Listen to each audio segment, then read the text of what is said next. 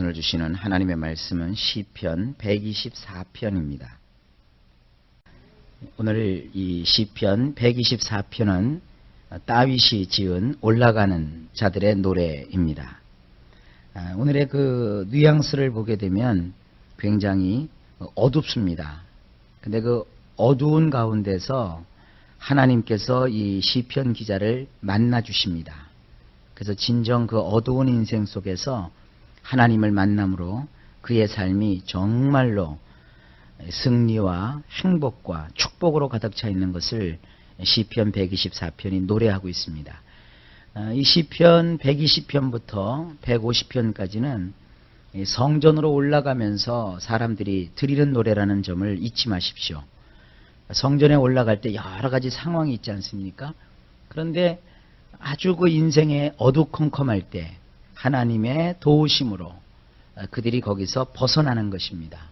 그래서 그 벗어난 감격과 기쁨을 노래로 만들어서 이들이 그 힘든 노정이지만 그 가운데서 하나님의 도우심을 바라보고 지금 노래를 부르고 있는 겁니다. 자, 그런 어감을 살려서 한번 본문을 들여다보시기 바랍니다. 1절입니다.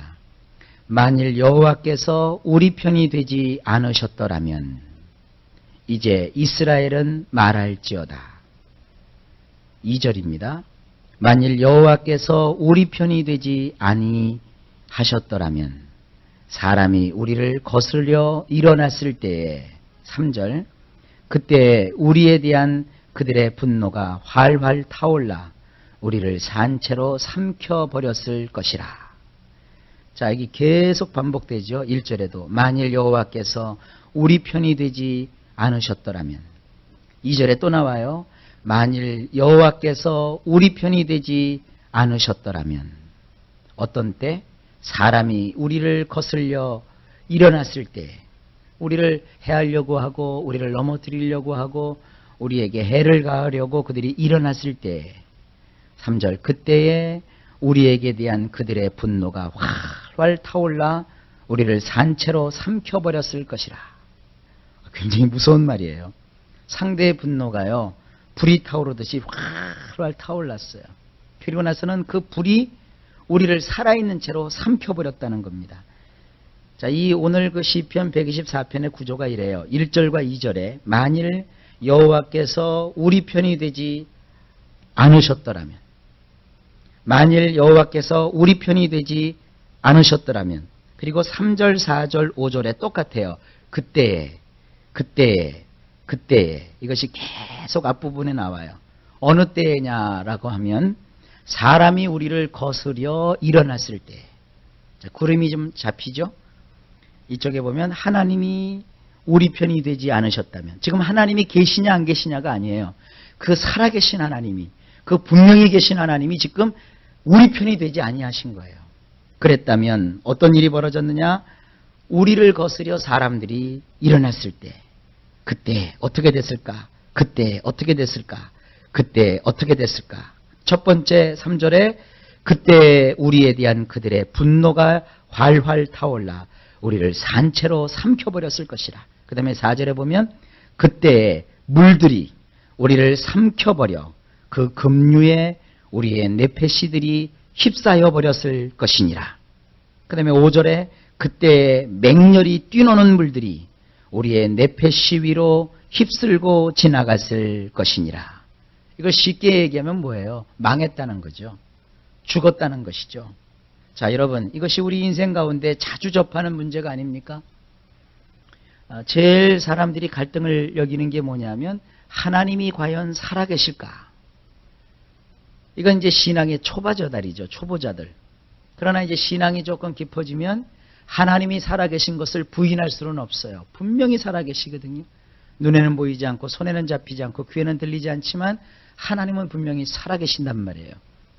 그런데 두 번째로 우리가 맞이하게 되는 신앙적 갈등이 뭡니까? 과연 그 하나님이 나의 편이 되어 주셨을까? 과연 하나님은 그 살아계신 하나님은 나의 편이신가? 나와 함께 하시는가? 이게 우리의 아주 중요한 문제라고요. 근데 정작 하나님이 우리의 편이 되셨다는 것이 언제 드러나게 되느냐 하면 문제가 발생했을 때 사람들이 우리를 거스려 일어났을 때 우리의 인생에 참 많은 어려움이 산적해 있습니다. 그런 그 어려움이 우리를 맞닥뜨려서 우리를 공격해댈 때 그때 하나님이 과연 우리의 편이 되어 주셨을까? 만일 하나님이 우리의 편이 되어 주지 않으셨다면 우리는 사람들의 그 분노에, 그 활활 타오르는 분노에 우리가 산채로 다 삼켜져서 타버렸을 것이다. 그리고 물들이, 그것도 아주 강한 홍수가 난 그 물들이 우리를 덮쳐버려서 우리의 뇌폐씨가 거기에 휩싸여 버렸을 것이다. 그리고 맹렬하게 뛰노는 그 물들이 우리의 뇌폐씨 위로 우리를 휩쓸고 지나갔을 것이다.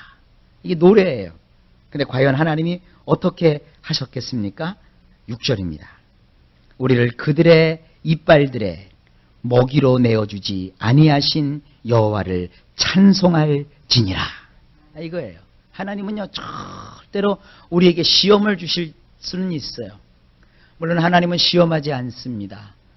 시험이라고 하는 것은 우리가 욕심에 이끌려서 시험을 자초하게 되는 것이죠. 그러나 이런 시험을 통하여 하나님은 나를 단련하시고 나를 연단하셔서 정금같이 나오게 하시는 거예요. 그러나 절대로 하나님은 우리의 인생을 원수의 이빨 속에 먹이로 내어주지 아니하십니다.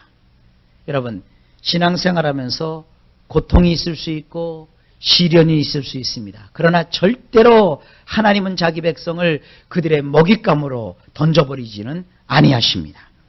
이빨들의 먹이로 내어주지 아니하신 그 하나님을 찬송한다는 거예요.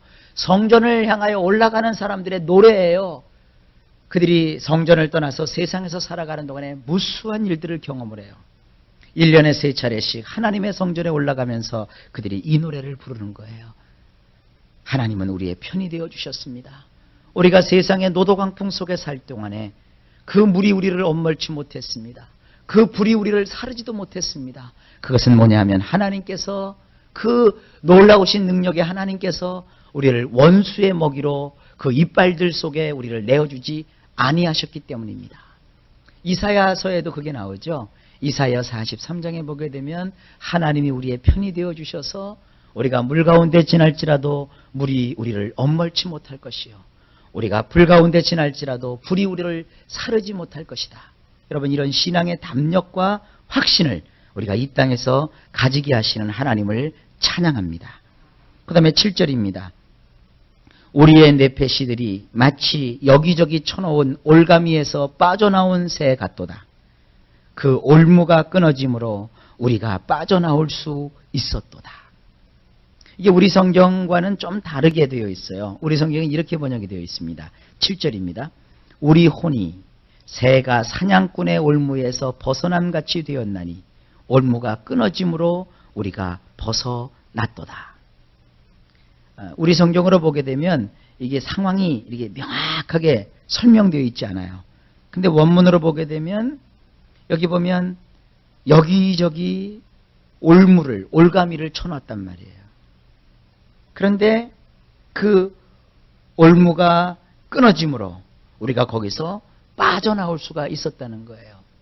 만약에 하나님께서 그 올가미를 끊어버리지 않으셨다면 우리는 그 올가미 어디엔가에 붙잡혀서 사냥꾼의 손에 잡힐 수밖에 없었어요. 근데 하나님께서 그 여기저기 쳐놓은 수만 가지의 그 올가미 속에서 우리를 건져내 주셨어요. 어떤 방식으로 건져내 주셨느냐 하면 그 올가미를 끊어버리심으로. 굉장한 거 아닙니까? 우리의 삶 속에 어디에서 어떤 일이 벌어질지 누가 알겠어요? 생각을 해보세요. 길을 잘 지나가는데 어떤 일이 벌어질지 어떻게 알아요?